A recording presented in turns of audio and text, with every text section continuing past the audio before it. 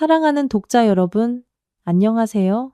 유나의 달콤한 이야기에 오신 것을 환영합니다. 이 이야기를 즐겁게 들어주셨으면 하고, 좋아요와 구독도 잊지 말아주세요. 그럼 이야기를 시작해 볼까요? 35대의 저는 전남구례의 고요한 풍경 속에서 가정주부로서의 삶을 살아가고 있습니다. 시아버님과 관련하여 실로 놀라운 일이 벌어졌고, 그로 인해 큰 혼란에 빠진 저는 이곳에 제 이야기를 털어놓지 않을 수 없게 되었습니다. 우선 시아버님과의 관계에 대한 이야기를 처음부터 차근차근 풀어보고자 합니다. 저는 결혼한 지 5년 가까이 되었으며 현재까지 저희에게는 아직 아이가 없습니다. 남편과 저는 아이를 갖기 위해 많은 노력을 기울였으나 결과는 저희가 그려왔던 것과 같지 않았습니다.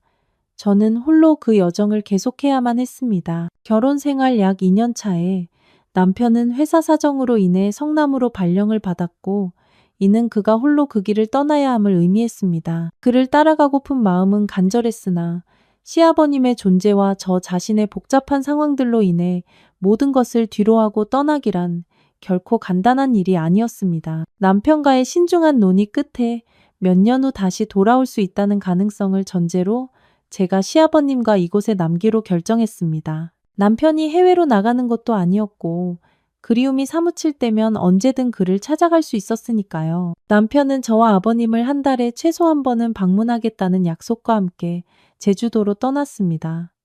7월 남편이 떠난 후 저는 60대 중반이신 시아버님과 단독주택이라는 공간 안에서 단둘이 거주해 왔습니다. 저희 부부는 결혼 서약을 나눈 그날부터 홀로 되신 아버님과 함께 살아왔습니다.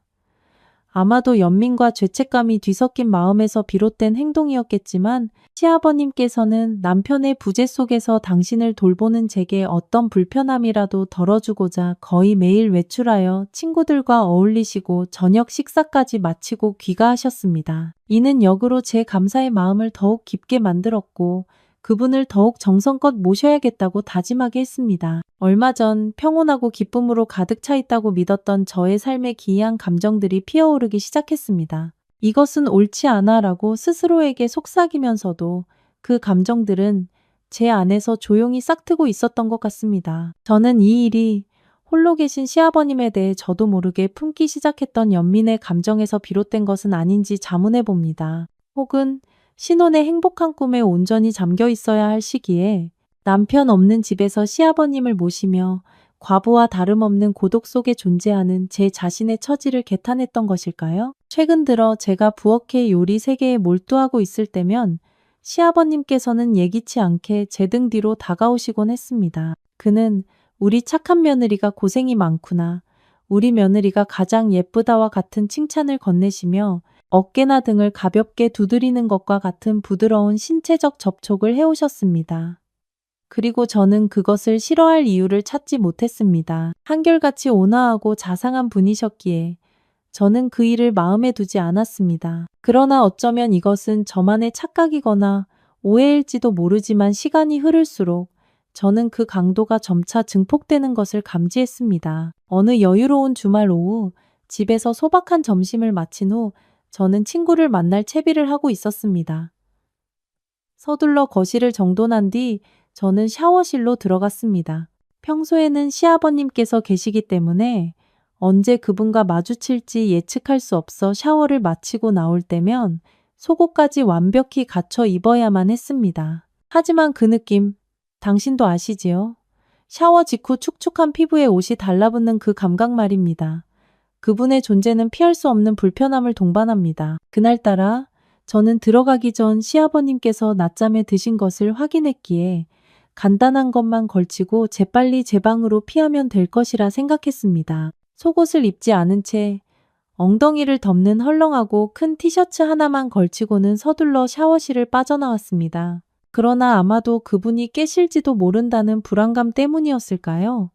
저는 밖으로 나오자마자 그만 발을 헛디디고 말았습니다. 발바닥에 남아있던 물기가 저를 배신했고 저는 균형을 잃고 넘어지고 말았습니다. 극심한 고통의 순간 제 비명은 밤의 정적을 갈랐고 그 소리에 잠에서 깨신 시아버님께서 제 곁으로 달려오셨습니다. 그분은 결코 보아서는 안 될 광경을 목격하고야만 것이지요. 완전히 어찌할 바를 모르는 당혹감과 수치심 속에서 저는 넘어진 충격이 허리로 전해졌는지 한동안 꼼짝할 수 없었습니다. 시아버님께서는 제가 일어나는 것을 도와 제 방까지 부축해 주셨습니다. 하지만 문제는 제 옷차림이 너무나 단출했다는 사실에 있었고, 그로 인해 상황은 우리 두 사람 모두에게 지극히 불편한 것이 되어버렸습니다. 저를 보신 그분 역시 다소 당황한 기색이었습니다. 그는 시선을 피하며 허리를 다쳤으니 움직이지 말고 그저 쉬라고 제게 이르셨습니다. 심지어 따뜻한 찜질팩까지 가져다 주셨지요. 그러고는 당신이 마사지에 일가견이 있다고 하시며 제 허리를 봐주시겠다고 제안하셨습니다. 아마도 그때였을 겁니다. 이 기이한 감정들이 제 마음속에 뿌리내리기 시작한 것은 시아버님께서는 제 몸에 부드럽게 손을 얹으시고 정성스러운 마사지를 시작하셨습니다. 그 감각은 기묘했습니다.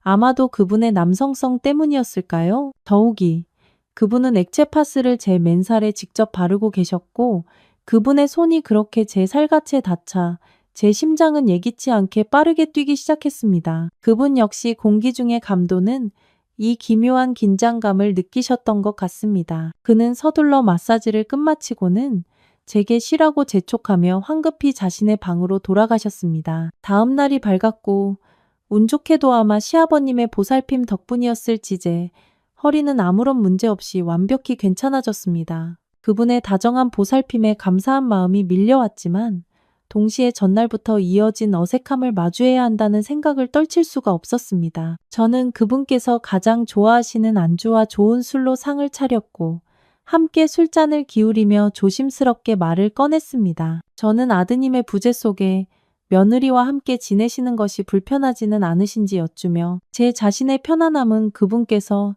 제 앞에서 편히 행동하시는 것에 달려있다고 말씀드렸습니다. 제가 대담하게 다가간 것이 그분께서는 꽤나 기쁘셨던 모양인지 평소의 절제력을 넘어 조금 더 술을 드셨고 이내 취기에 잠기신 듯 보였습니다. 저녁 식사가 끝나고 제가 설거지를 하려고 부엌에 있을 때 그분과 마주쳤습니다. 그는 정성이 담긴 맛있는 식사에 대한 고마움을 표하더니 아주 예기치 않게 제 입술에 입을 맞추었습니다. 그 찰나의 순간 저는 이 예상치 못한 전개에 완전히 얼어붙어 어찌할 바를 몰랐습니다. 저는 머뭇거리는 미소를 지으며 네, 네 라고 나지막이 대답했을 뿐입니다. 어떤 관점에서 보아도 입술에 하는 입맞춤은 어딘가 기이한 느낌을 주었습니다. 상식적으로 생각해서 뺨에 하는 입맞춤까지는 혹여 받아들일 수 있을지 몰라도 입술에 하는 입맞춤은 제게 전적으로 부적절하게 느껴졌습니다. 그 결과 시아버님과의 교류에는 어색한 기운이 감돌기 시작했고 그 불편한 분위기 속에서 며칠이 흘러갔습니다. 공교롭게도 일주일 뒤가 바로 그분의 생신이었고 저는 공기 중에 맴도는 긴장감을 해소해보고자 친구분들을 집으로 초대하기에 이르렀습니다. 몇몇 친구분들이 그날을 기념하기 위해 모이셨습니다. 저는 잡채와 갈비찜을 포함한 호화로운 음식상을 차려냈고 모두가 더할 나위 없이 만족하며 즐거운 시간을 보내는 것이 분명했습니다. 그날 제가 생일상을 모두 치우고 설거지를 시작했을 때 시아버님께서 다시 한번 제 등 뒤로 다가오셨습니다. 그는 제 덕분에 기분이 한껏 좋아졌다고 말씀하셨지만 이번에는 등을 가볍게 두드리는 평소의 행동을 넘어서는 것이었습니다. 그는 제 몸을 부드럽게 어루만지기 시작하시더니 이내 제 어깨를 잡고 따뜻한 포옹으로 저를 끌어당기셨습니다. 찰나의 순간 저는 놀라움을 금치 못했지만 설명할 수 없게도 그의 부드러운 손길이 싫지 않았습니다. 제가 제정신을 잃고 있는 걸까요? 그의 손길은 제게 부담이 아니었습니다. 오히려 제 존재의 일부는 그의 손길이 더 오래 머물기를 갈망하고 있었습니다. 아주 잠깐 저는 이 감정이 오직 남편과 떨어져 있는 고독의 깊이 그 시린 아픔에서 비롯된 것은 아닌지 생각했습니다. 제가 설거지를 마치자 시아버님께서는 조촐한 술상을 차려달라고 청하셨습니다.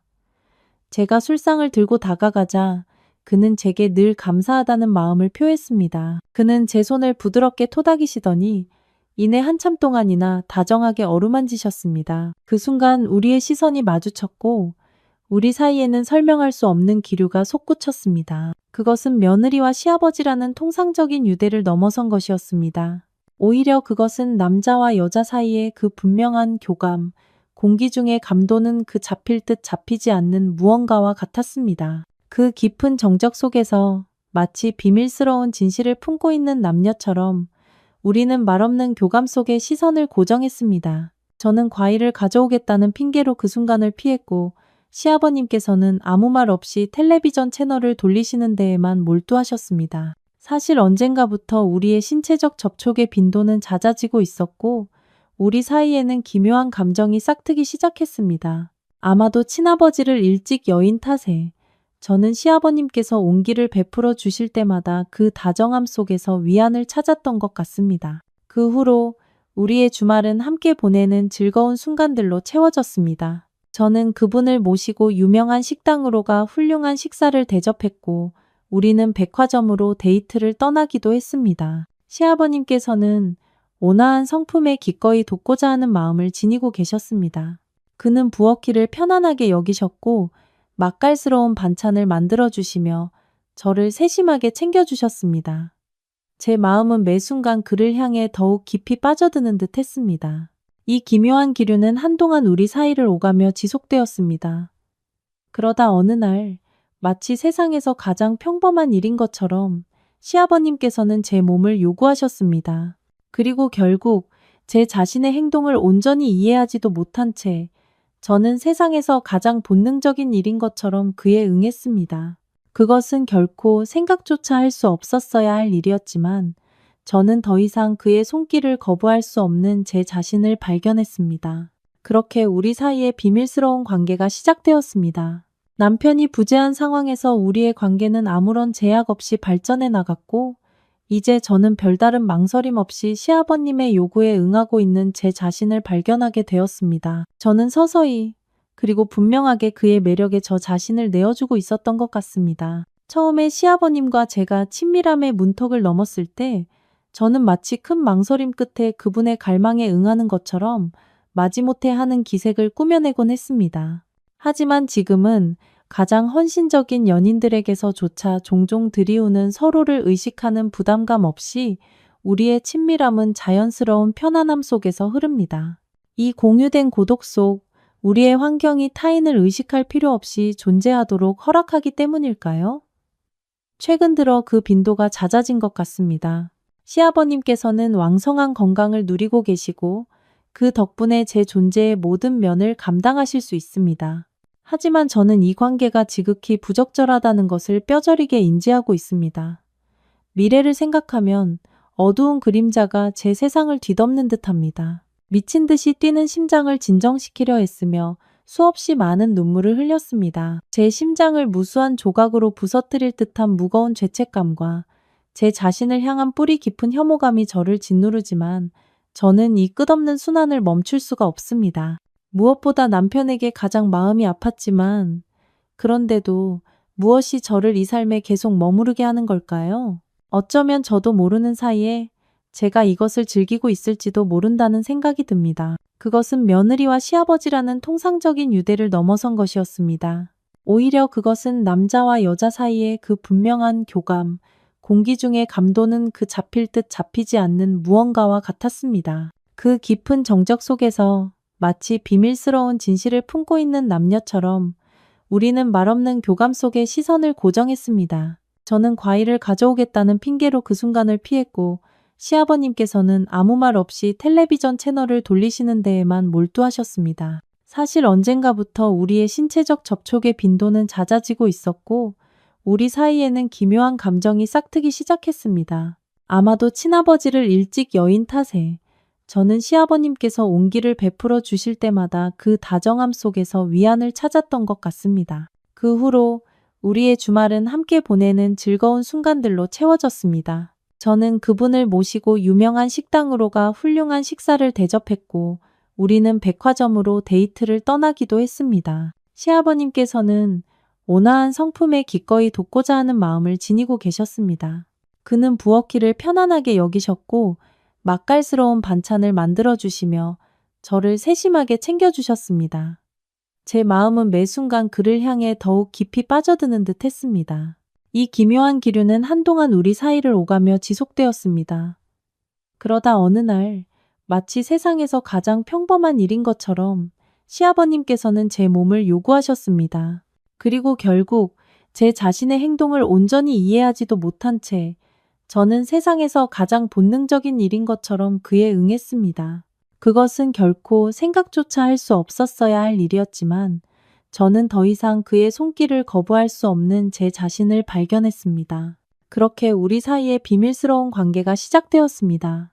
남편이 부재한 상황에서 우리의 관계는 아무런 제약 없이 발전해 나갔고, 이제 저는 별다른 망설임 없이 시아버님의 요구에 응하고 있는 제 자신을 발견하게 되었습니다. 저는 서서히, 그리고 분명하게 그의 매력에 저 자신을 내어주고 있었던 것 같습니다. 처음에 시아버님과 제가 친밀함의 문턱을 넘었을 때, 저는 마치 큰 망설임 끝에 그분의 갈망에 응하는 것처럼 마지못해 하는 기색을 꾸며내곤 했습니다.